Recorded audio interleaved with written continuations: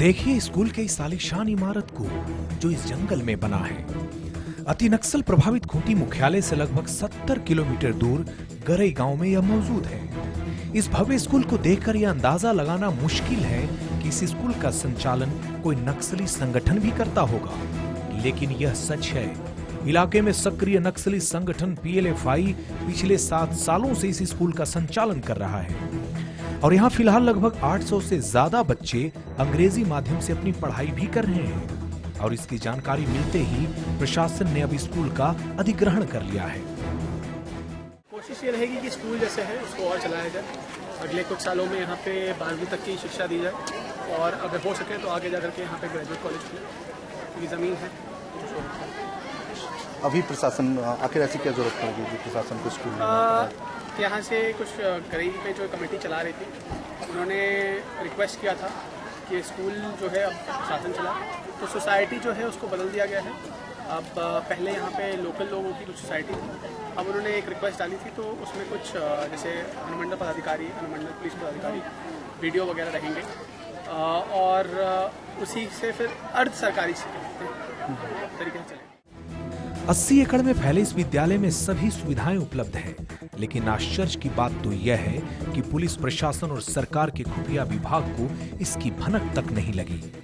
यह स्कूल पिछले 7 वर्षों से यहाँ संचालित है। जांच में यह भी पता चला कि स्कूल के संचालन में PLFI का सरगना दिनेश गोप सहयोग करता है। बिहार स्कूल में जो बहुत अच्छा फंक्शन हुआ उसके प्रति हम यहाँ के स्कूल के जो शिक्षक है उसको धन्यवाद देना चाहते हैं।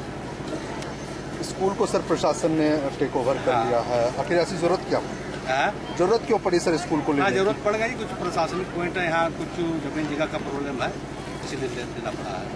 नहीं, ऐसा कहा जाता था कि नक्सलियों के द्वारा संचालित है स्कूल, नक्सलियों का सपोर्ट था। हाँ वो सर कुछ बात आई थी, ऐसा कुछ बात आई थी। तो क्या अब सरकार अपने स्तर पर स्कूल चलाएगी क्या? हाँ, सरकार अपने स्तर पर। स्कूल के प्रिंसिपल इस बात को साफ नकारते हैं कि इसका संचालन कोई उग्रवादी संगठन भी करता है। उनका साफ कहना है कि इस विद्यालय का संचालन ग्रामीण करते हैं, जिसमें गरीब छात्रों को शिक्षा दी जाती है।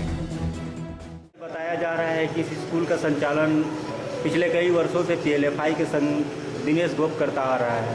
इसके बारे में हमको जानकारी नहीं है। जहाँ तक जानकारी है हम स्कूल समिति को जानते हैं, उसके आगे बगैर हमको किसी को जानकारी नहीं है। हालांकि स्कूल प्रबंधन और स्थानीय लोगों ने प्रशासन के इस दावे से इनकार किया है कि स्कूल नक्सलियों द्वारा चलाया जाता है।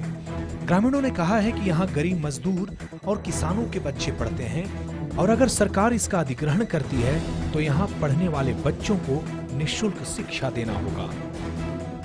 जो गरीब बच्चे हैं, जो अनाथ हैं, जिनके माँ बाप नहीं है, यहाँ बच्चों को फ्री में शिक्षा दी जाती है, तो क्या बच्चे उनको क्या वैसे ही रहेंगे या उनसे फीस लिया जाएगा या वो बच्चों को स्कूल से हटा दिया जाएगा या क्या किया जाएगा? हॉस्टल में रह के उन्हें खाना फ्री मिल रहा है और फीस भी उनसे नहीं ले रहे हैं यहाँ पे सर। तो माँ बाप उसको पढ़ाने में सक्षम नहीं है, बहुत ही गरीब है। कोई लकड़ी बेचता है, कोई बाजार में व्यापार करता है, इसी से पढ़ा रहे हैं। तो क्या अभी भी सरकार उन लोगों को ऐसे ही पढ़ाएगी? चाहे इसको सरकार चलाए या कोई भी चलाए, चाहे प्रशासन चलाए, हम चाहते हैं कि जैसा चल रहा था उसी हिसाब से चले स्कूल। जैसा यहाँ रहने का व्यवस्था है हॉस्टल में, बच्चों को जिस तरह सुविधा दिया जा रहा है वो सुविधा वहाँ पर मिले बच्चों को। आवागमन के लिए जैसे बस की सुविधा थी, छोटी छोटी गाड़ियों की सुविधा थी, वो सारी सुविधाएं यहाँ उपलब्ध हो, किसी तरह कोई परेशानी ना हो। यह सूबे की विडंबना ही कही जाएगी कि ग्रामीण इलाकों में सरकारी अमला शिक्षा का अलग जगाने में विफल रहा है। वहीं नक्सली मसलों को अपना सॉफ्ट टारगेट बनाकर अपना स्वार्थ साध रहे हैं। ग्रामीण इलाकों में सर्व शिक्षा अभियान का बुरा हाल है। ऐसे में अगर नक्सली सरकार की उदासीनता का फायदा उठा रहे हैं तो इसमें आश्चर्य क्या है? वैसे भी बुनियादी सुविधाओं के अभाव ने ग्रामीण इलाकों को नक्सली संगठनों का अखाड़ा बना दिया है। सोनू अंसारी, नक्शत न्यूज, खूंटी।